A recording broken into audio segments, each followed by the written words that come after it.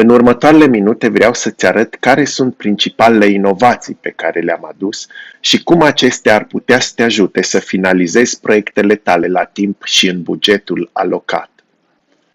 Modulul Investiții afișează în timp real valoarea ofertată și decontată pentru fiecare investiție, obiect și deviză în parte, cu posibilități de căutare și filtrare. Ai posibilitatea să-ți organizezi și să găsești informații despre proiectele tale foarte rapid.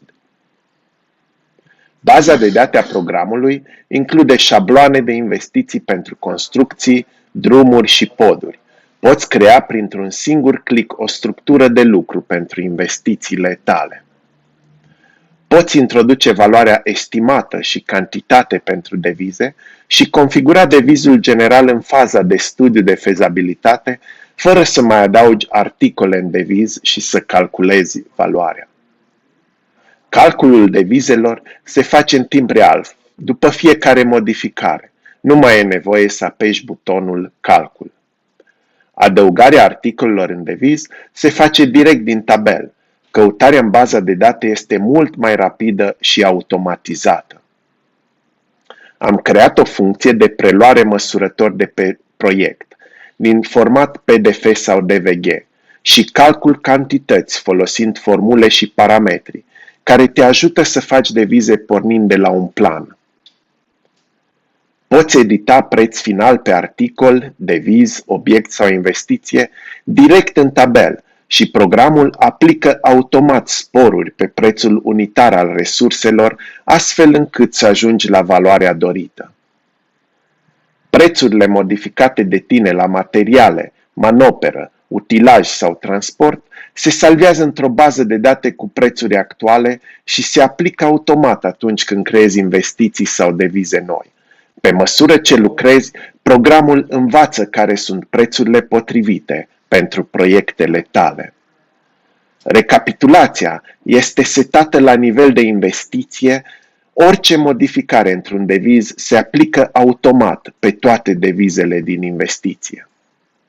Graficul general și graficul Gantt se generează automat și se configurează în aceeași fereastră folosind o componentă Gantt flexibilă, ușor de configurat.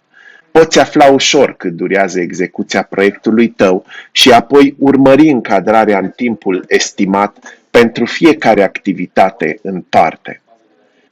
În paralel cu graficul Gantt, poți afișa curba S și afișa număr de muncitori, valoarea investiției sau greutatea materialelor.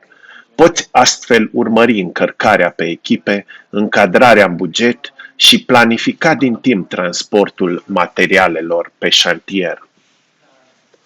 Orice raport poate să fie listat din orice loc. Paginația și cuprinsul se generează automat.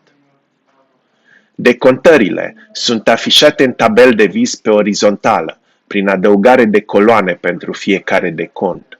Poți avea o privire de ansamblu asupra stadiului de execuție pentru proiectele tale.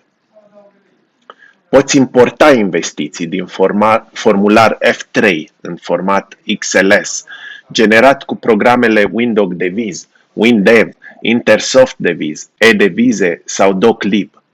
Poți colabora mai bine cu partenerii tăi și transfera ușor investiția ta de la ei și către ei.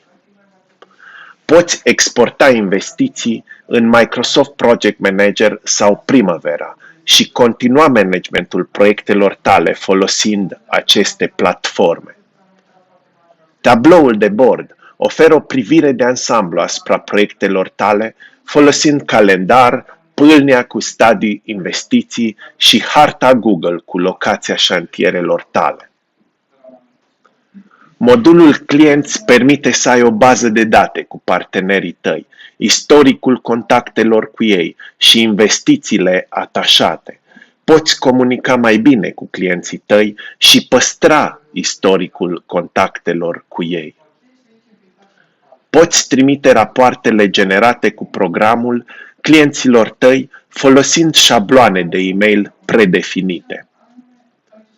Poți seta lucrul în rețeaua internă a companiei, adăuga utilizatori noi și seta drepturi specifice pentru fiecare utilizator în parte. Lucrul în echipă este necesar dacă proiectele tale sunt complexe.